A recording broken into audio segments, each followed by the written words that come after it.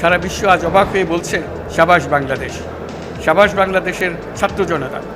আমরা এই অর্জনটাকে আর অনেক দূর নিয়ে যেতে চাই। অন্তর্বর্তীকালীন সরকারের প্রধান উপদেষ্টা ও অন্যান্য উপদেষ্টাদের মধ্যে দফতর বন্টন করে প্রজ্ঞাপন জারি করেছে মন্ত্রী পরিষদ বিভাগ। আজ 9 আগস্ট দুপুর 12:30টার দিকে প্রধান উপদেষ্টা সহ 14 জনের মধ্যে বিভিন্ন মন্ত্রণালয় ভাগ করে দেওয়া হয়। এতে প্রধান উপদেষ্টা হিসেবে ডক্টর মোহাম্মদ ইউনূস তার নিজের কাছে 27টি মন্ত্রণালয় রেখেছেন।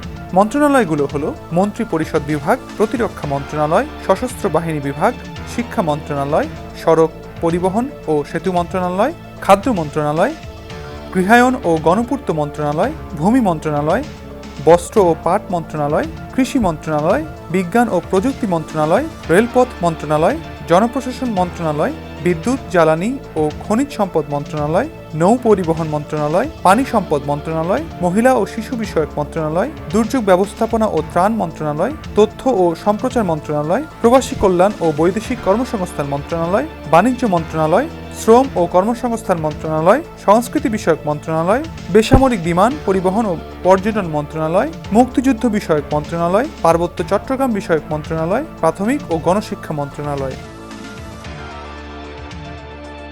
এছাড়া উপদেষ্টা সালেহ উদ্দিন আহমেদ পেয়েছেন 2টি মন্ত্রণালয়ের দায়িত্ব, অর্থ মন্ত্রণালয় ও পরিকল্পনা মন্ত্রণালয়। ডক্টর আসিফ নজরুল পেয়েছেন আইন, বিচার ও সংসদ বিষয়ক মন্ত্রণালয়।